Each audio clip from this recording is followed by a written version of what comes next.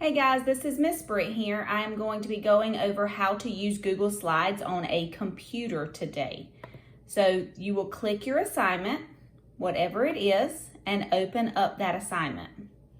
And then you will be brought to a page that looks like this. So there will be a YouTube link in here once this video is finished.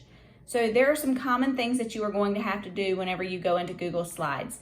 Now these, as you learned with Miss Caldwell, are your undo and your redo button. So if you make a quick mistake, you can click this button and it will undo it for you. You have no need to print. This is to zoom in, but most of you will not need to do that either.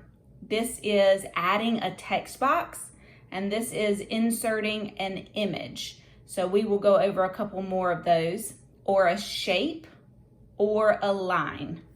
So let's get started on the first Google slide. So here we are. This Google slide asks you to drag the circle to the correct answer. So if you don't know what the correct answer is, the point of this is just to drag it. So the question was, which number line shows 2/4 at point R? So you look for where point R is and you want to find it at 2/4. Now the answer for that is B. So you click down on the circle until you get the line, the little boxes around it, and the little kind of like a crossroads right there, like an X or a plus sign. Once you get that, then you can then move that circle, and if you see, it has like a small outline. So then once you move it, you let it go, that is the answer that you are choosing. So sometimes there will be directions that say things like drag the circle to the correct answer, and you need to be able to do that. So that's one thing that you will be doing. Another thing that you need to be able to do is when you read a question, especially in math, sometimes it'll say write each fraction in the box at its correct location on the number line. Well, writing can be difficult, especially if you are using an iPad or a computer. Either one can be difficult. So we try to take the same answers that are up here and then put them in boxes so you can again drag. So 6, 7, 8, 9, 10. This is 10/6. It goes there. Then you take the next one and you drag it to 3/6, and so on. So again, you're dragging. You're looking for this little cross sign right here, this little plus. You are looking for that to be on top of whatever you're about to drag, and then you can drag it. Sorry, I didn't have it. I've got it now, and it's gonna go there. So click down and hold it. So you're clicking with your mouse and you're holding, and then you are dragging. Click, hold, drag, release. All right, those are some things that you need to be able to do. Something else that you need to be able to do is fill in blanks. So fill in the blank for this work. Now you may not know the answers to this, and that's okay. But like right here, it says, is Bianca correct? Use the numbers and the words in the box to explain your answer.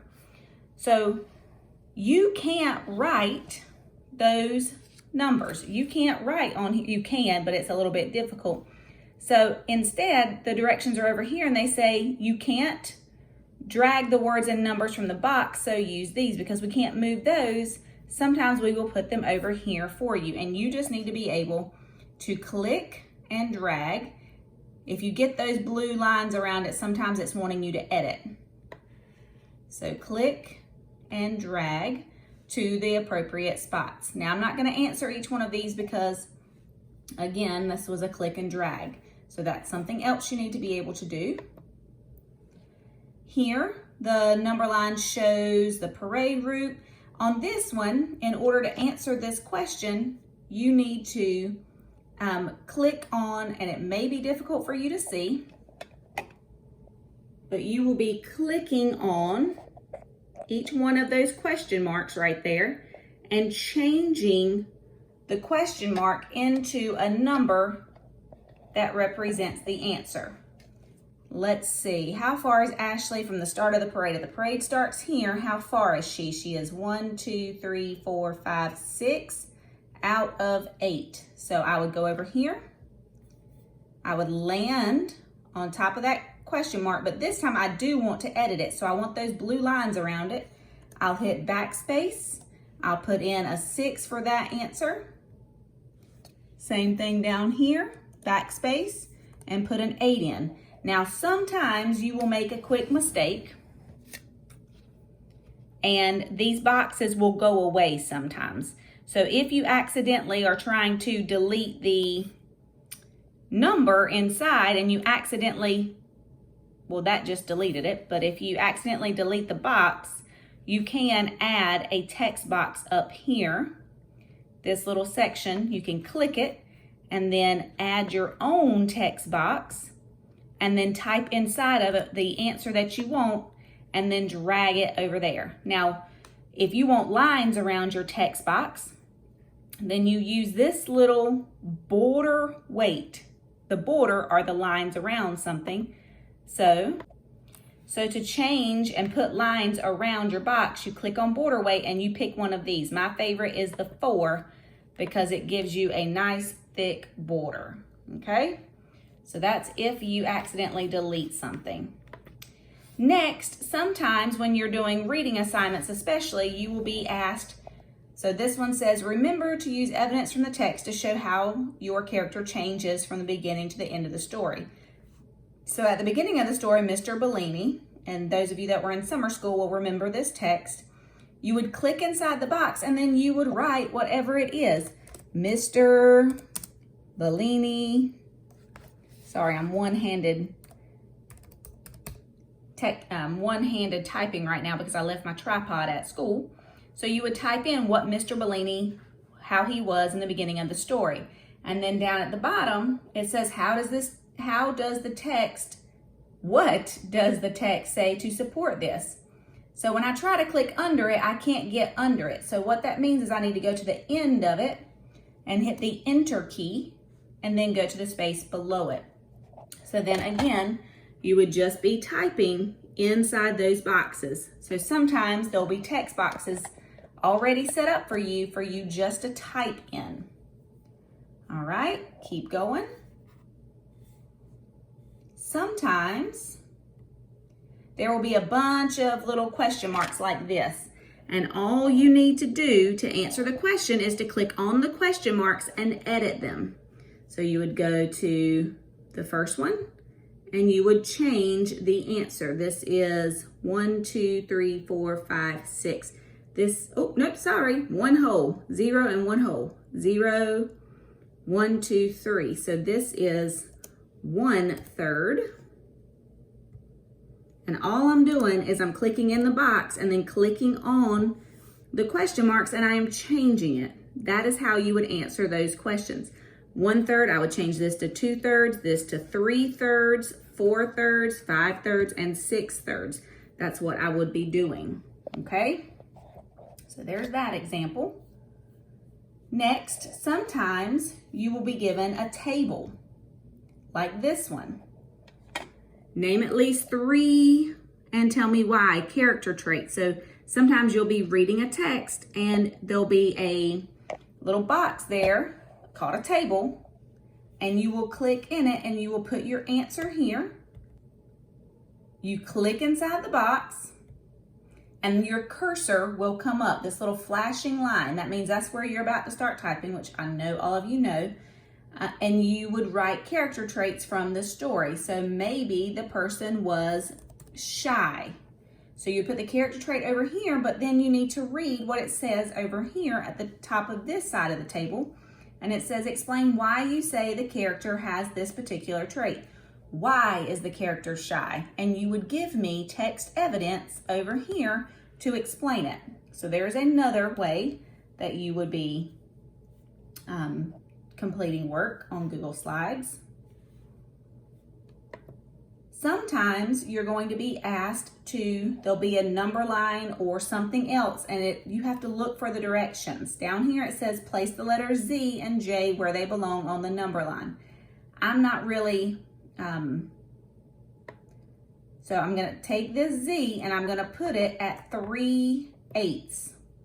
And then I'm gonna put this J at 12/8. And I need to get see how it's blue around the edges? I need to get off of that and turn it into just the arrows so I can drag it.